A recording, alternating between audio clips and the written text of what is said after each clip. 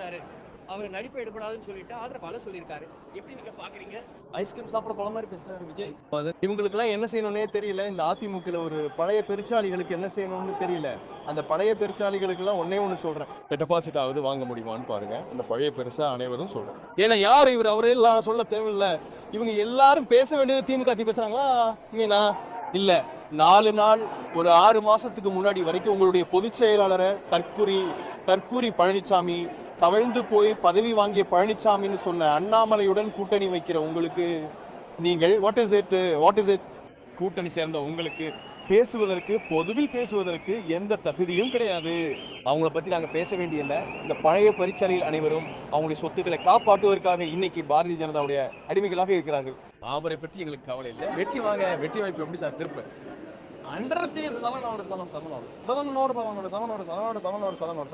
இருக்கிற மக்கள் அமைதி விரும்புகிறார்கள். நாங்கள் எங்களால் தான் அமைதியை விரும்புகிறார்கள். நாங்கள் எங்களால் தான்.